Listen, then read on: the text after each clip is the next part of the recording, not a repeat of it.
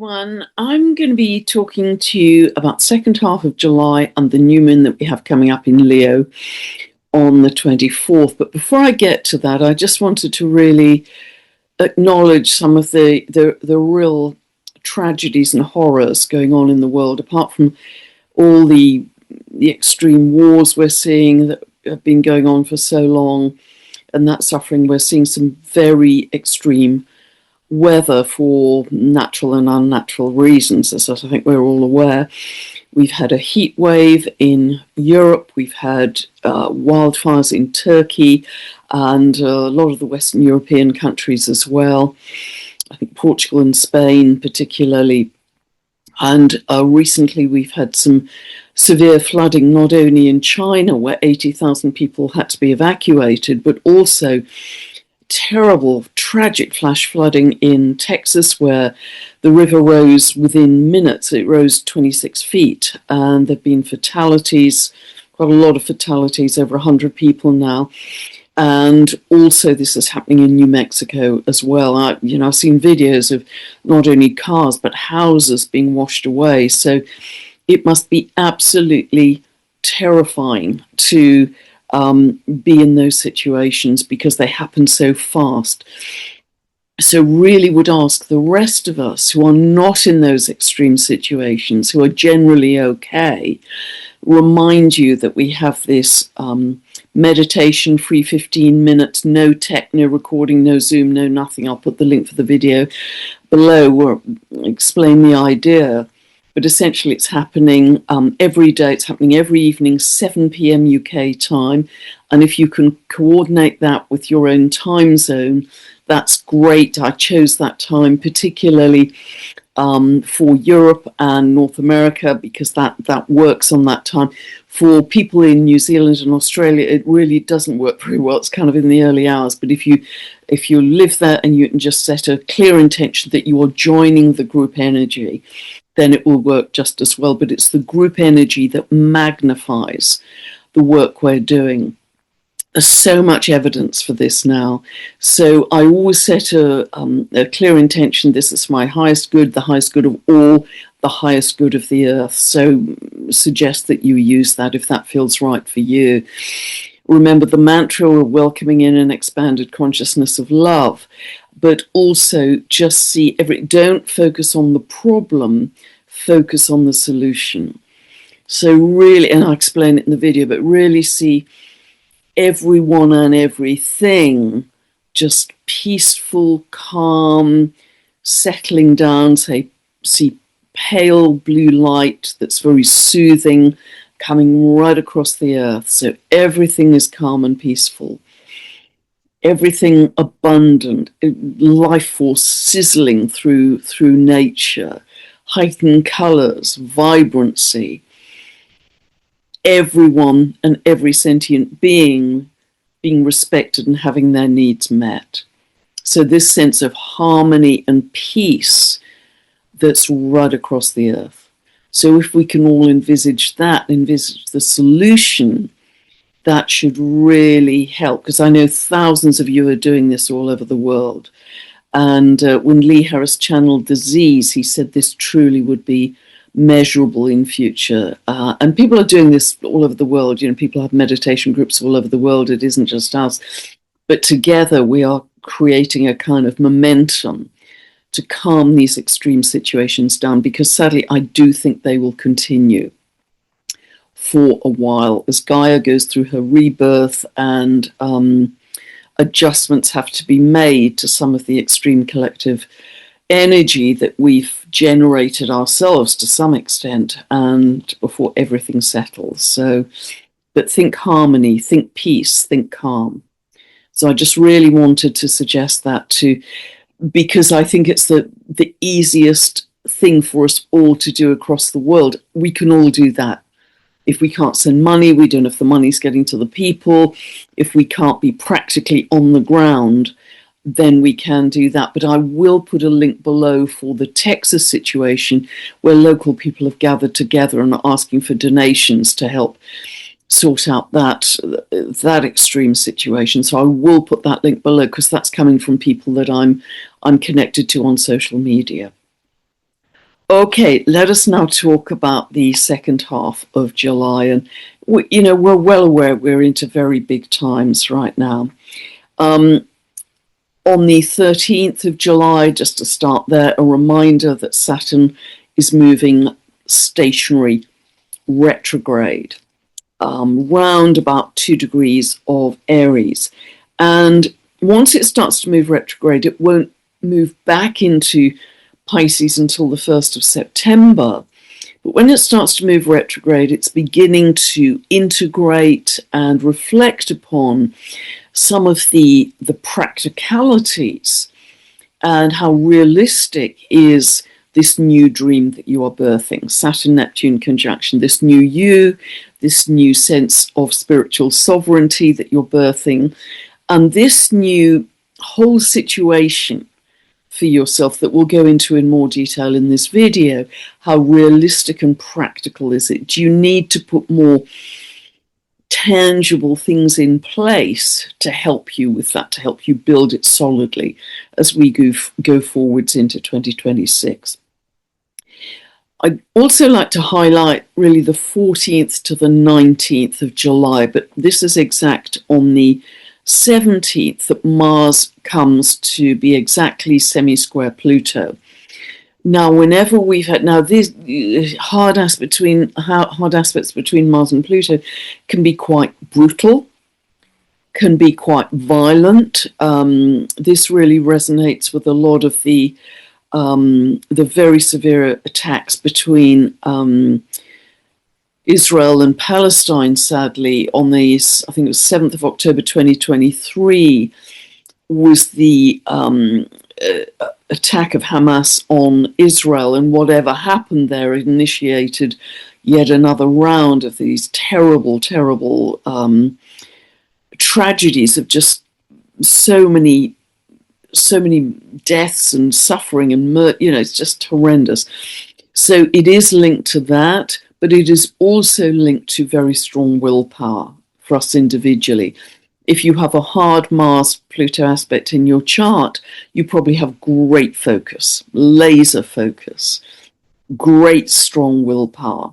So look at it in terms of, because Mars in Virgo here, and I'll show you the chart in a moment for the new moon, Mars in Virgo is about getting the daily details right, getting things lined up like clockwork in whatever you are trying to achieve, linked to building community. Pluto in Aquarius. So that's how that semi-square can work very positively. On the same day, Mars is conjunct the South Node as well. Now, Mars has about a 2-year cycle, so it comes to conjunct the South Node pretty regularly. Now, it is true to say that it was conjunct the South Node when we had 9/11. We've had many cycles of Mars conjunct the South Node where no big event has happened, but it tends to make the 17th a little trickier in terms of what karma, South Node, or what is coming up from the past that may be expressed in quite a tough way in the world. We also have the Sun square to Eris exactly, and also Chiron. It's actually forming an out of sign T square to Hermea, so I'm going to leave discussion of that until I show you the chart in just a moment. And the other thing I would like to highlight before we look at the chart for the new moon is on the 18th of July, Saturn comes within a whisper of Neptune. They're only 13 minutes apart at about 2 degrees of Aries. Again, on the Aries point on the world axis, that's within 2 to 2.5 degrees of any cardinal sign. As you're probably aware, that Saturn and Neptune are going to be exactly conjunct to the minute. I think it's 0:44 minutes of Aries on the 20th of February 2026. But this is within a whisper, really, of exactitude. So this is going to give us a glimpse, both individually and out in the world, of perhaps what could be manifesting in the early months of next year. So be observant. This is about birthing the new you, a whole new episode for humanity. a whole new sense of sovereignty. All of those things I've talked about. I'll put the Saturn-Neptune video below as well. So observe, where is 2 degrees of Aries falling in your chart? Which house area? If you don't know what I'm talking about, you can download a free birth chart from my website, go to the link below, and you can watch that 2-part video series forever, as many times as you like, to get an understanding of the basic orientation of your chart. And so just really the few days around the 18th, watch, listen, tune into your dreams, be more observant of conversations and messages coming into you. What's being glimpsed, what's being dreamt in for the bigger launch in the early months of next year. That can really help us. Okay, let us look at the chart for the new moon, which is happening on the 24th of July.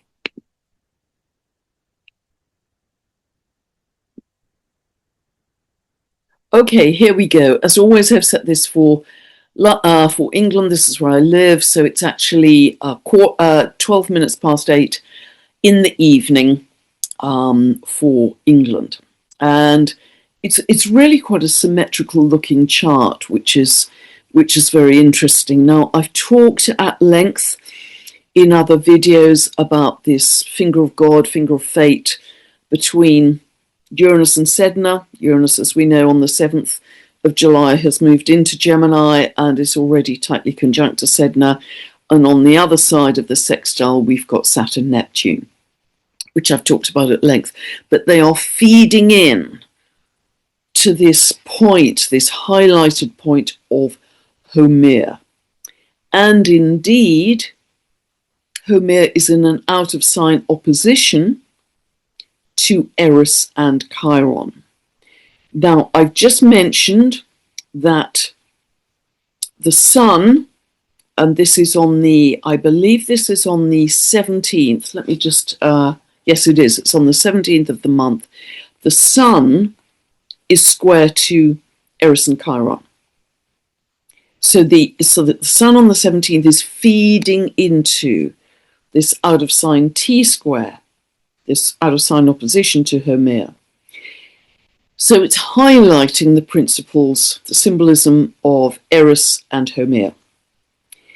Now, as you will be well aware, Eris is the warrior sister of Mars. She's feisty, she's a street fighter, she stands for truth and justice. She abhors inequality. She abhors anyone being excluded from society. She stands for total social inclusion. So there's a sense of, very much with Eris, about being excluded. You remember in the myth, she was the only goddess who wasn't invited to the wedding on Mount Olympus, so she turned up anyway and created mayhem and threw a golden apple into the group of goddesses and said, for the fairest, and that was said to lead to the Trojan War. But she was excluded from that wedding on Mount Olympus, so she has a sense of exclusion. So does Chiron, and that isn't well known about Chiron, because we know Chiron as the wounded healer, and I'm sure you're very familiar with the myth that Chiron was wounded by a poisoned arrow. He couldn't heal himself, but he became a master herbalist, homeopath, astrologer, master teacher, and in doing that, and partly with the help of his wife Chariclo, he was able to heal himself ultimately, and with the help of Chariclo, as I say. But another aspect of Chiron, I've noticed it very much, is, and it's partly because Chiron orbits between Saturn and Uranus, so it's beyond Saturn. Saturn is the sort of the boundary planet to perhaps our 3D existence, which is more conventional. Saturn being linked to the conventional tangibility, 3D, obeying the rules, etc. And Chiron goes beyond that. And I've noticed when people have strong Chiron transits, so often there's a sense of brutal or sudden exclusion. I see it a lot when people are fired, where there's a sense of this is just not fair. a real sense of raw injustice. It's just not fair. I've been excluded beyond the orbit of Saturn. And sometimes, a close loved one will cut off.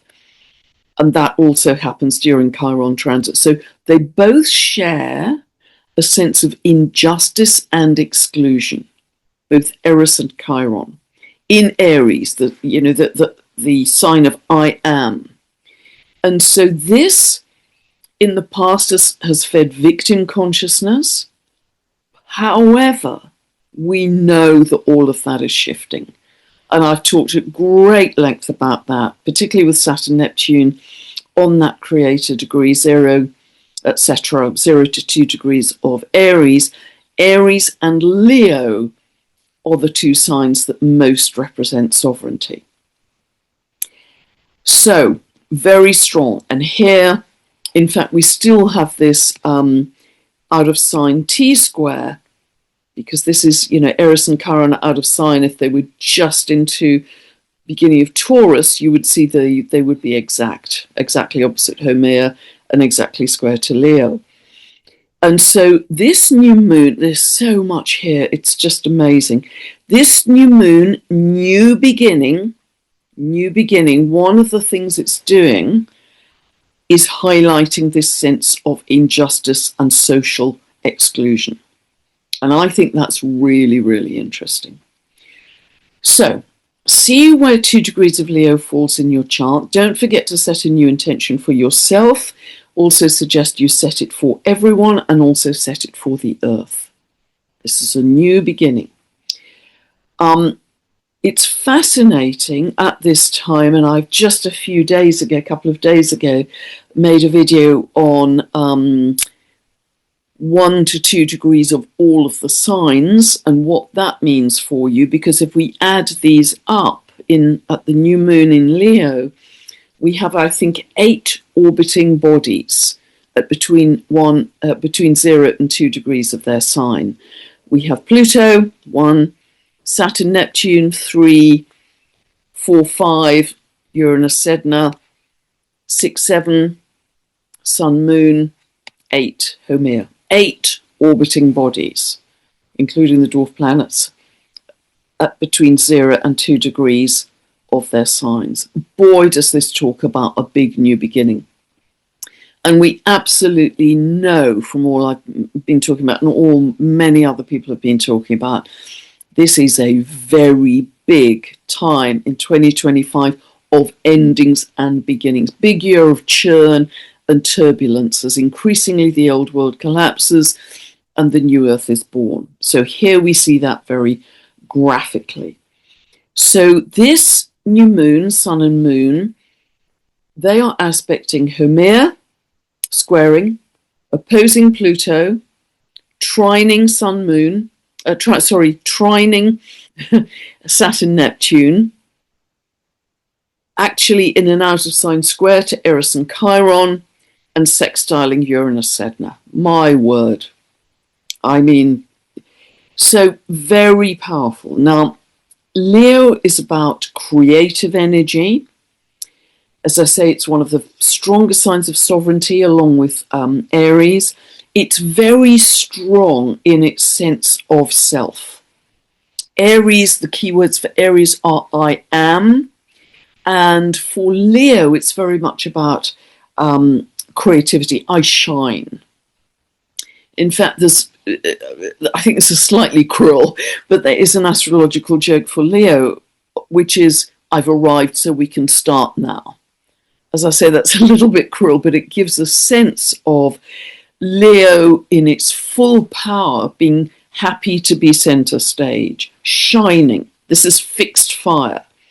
It's natural leadership, and it not only is a sense of I shine, but helping others to do the same. It's beautiful, beautiful in that way. Strong integrity with Leo as well.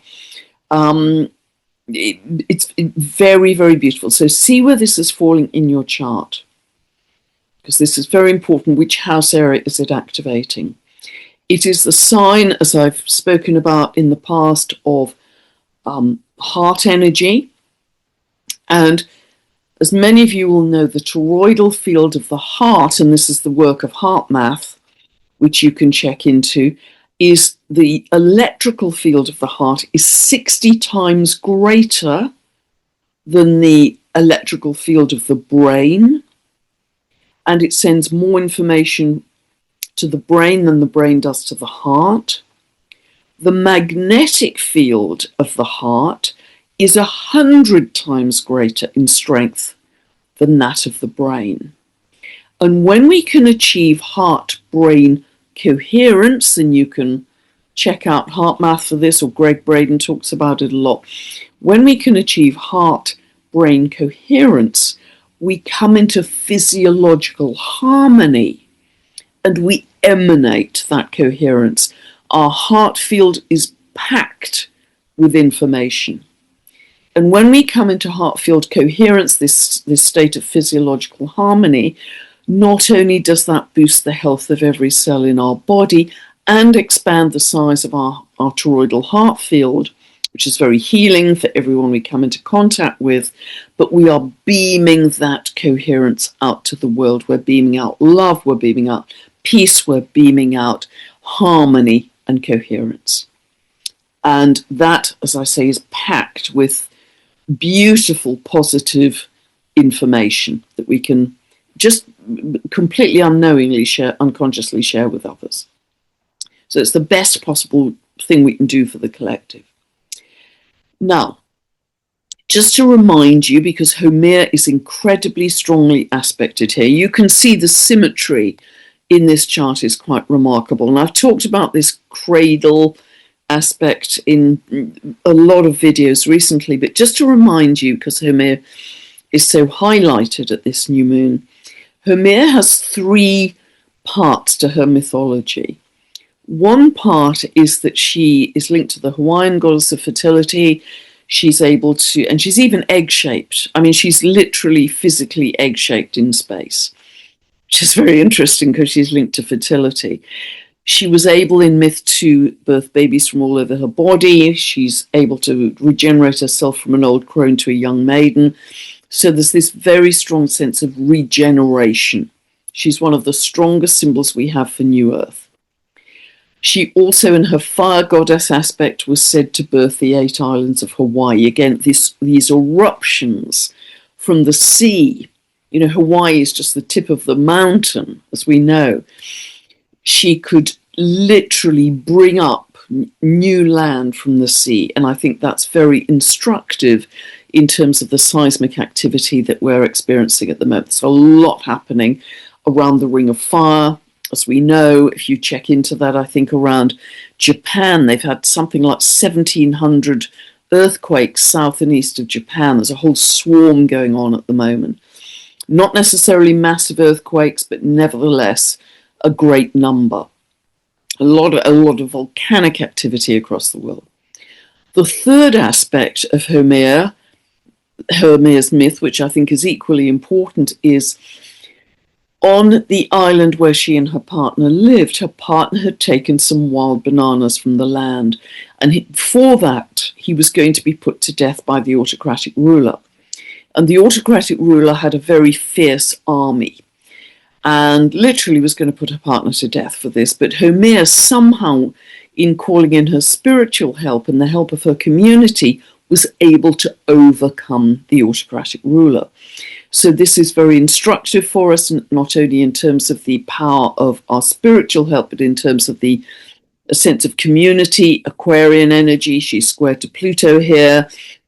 But it's also very much about where we are headed with New Earth and bringing together people in community, collaboration, that is so, so important. And also this sense of freedom with Aquarius. So this T-square between the new moon, Homer, and Pluto, I think is also about power. Again, we have Leo, which is individual power, as is Aries, individual power versus a greater sense of state power. Pluto tends to be top-down power, invisible government, that kind of thing. So we have some very strong aspects here. Pluto is sextile to Saturn and Neptune. as I say, new moon is opposite Pluto, and the new moon is trine to Saturn, Neptune. These are so tight. I mean, all of the aspects that I'm referring to in this new moon chart are so incredibly tight. I mean, it's just extraordinary. And so Haumea, as I say, is one of the strongest symbols we have for New Earth. And this is really what's being born right now. Or, all through this year, we are embodying New Earth. And the very fact that Uranus on the 7th of July moved into Gemini and immediately became conjunct Sedna, this becomes tightly conjunct in September within 22 minutes and fully conjunct to the minute next May. And remember that the symbolism of Sedna is about metamorphosis. I've talked many times about the myth. And what Uranus, I believe, is doing here is igniting. There's a sense of, always with Uranus, there's a kind of quantum leap. It's electrical energy. This sense of birthing a new biology, a metamorphosis for humanity. And what I think is fascinating, and again, I'm referring to the conversation which is on my channel that I had with Richard Rudd about his work with the gene keys and the new human. He talked about in that conversation, you can go and listen to it, I'll put it again, the link below, in his system of the gene keys on the 30th of January this year, Pluto crossed into gate 41. And in his system, that meant that was the beginning of a genetic mutation for all species on Earth. For all species on Earth. And in that conversation, he referred to the completion of the beginning of that genetic mutation being in 2027. You can hear what he says about it. Now, that doesn't mean we're all complete by then. It just means, because this will go on for many, many decades and probably hundreds of years, this genetic mutation, but it's kind of the ending of the ignition, the ending of the beginning, as he describes it. So, this is, and I love it when other people give validation to what we're seeing astrologically as well.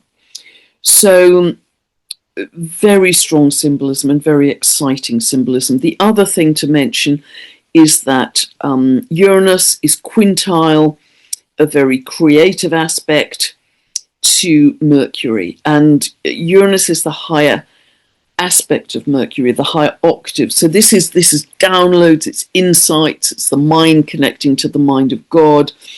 And we're going to get a lot of insights. Really tune in to your psychic sensitivity, as I say, your dreams, trust your intuition. And with Uranus, there's a sense of you need to be in the moment. And you need to just make a decision in the moment. Uranus is in the present moment. It goes beyond linear time. So the power lies in the now. And it's very interesting that, I talked recently about embodying this sense of new earth. And I think I can probably stop sharing here. Embodying physically this sense of new earth, which I truly have felt recently. So turn inwards with all the crazies, all the turbulence, all the noise, whenever you can. Drop into your heart, drop into your breath, ask for guidance from your higher self, your angels, your spirit guides, whoever you speak to. Ask for more guidance. Trust your intuition. And really have that sense of embodiment that you are love, you are peace, you are joy, you are compassion. And it's in your physicality, because if it is, then that's what we can beam out to the world. That's when we jump timelines, and that's when we accelerate this whole exciting metamorphosis into the new human, the homo luminous, whatever you want to call it. But we are in process now. Just know that we are in the mush of the chrysalis, as Nancy Rebecca said so wisely. We are in the process. So, it's very interesting because people come to astrologers very often with the question, and usually with the question, when? When is it going to happen? When am I going to get that perfect job? When am I going to sell my house? When am I going to, move to this new country? When? Because astrology, as we've practiced it, and I've practiced it, has been so rooted in linear time. But I believe whenever, and I'm an astrologer saying this, so I'm slightly heretical here, whenever we ask the question, when, I think that is really a 3D question. That takes us back to the 3D, and it takes us back to a feeling of lack. It's not here yet. I'm not seeing it. It's not here yet. So I think the more we can kind of drop that question, and that may mean that, I don't know what that does to astrology, but anyway, I will take full responsibility for that. But try and feel in the process rather than when. When's the next stage? Because we are the physicality of that embodiment. And the more we can just work with that internally, the faster this is going to happen. And not fret, not scatter our energy to the future, not worry about anyone from the outside coming to help us or save us, because that's absolutely, we are doing spectacularly well as humanity. As Dr. David Clements said recently, we are way ahead of expectation. So live in your heart, live love, be love, and know that we are in an unstoppable process of metamorphosis into new human, Homo luminous, and new earth. God bless. Thank you for everything you're doing. Thank you for joining the meditations. Thank you for helping these areas that are really going through some horrors and tragedies right now. I think the level of compassion we are feeling for our fellow citizens and the animals and the forests that are being wiped out by fire, the level of compassion and the feeling of the connection to the oneness of all of every sentient being, every living being, I think is massive right now. And that's also expanding our heart toroidal field. Thank you so much for being with me on this journey. God bless. I'll be back soon.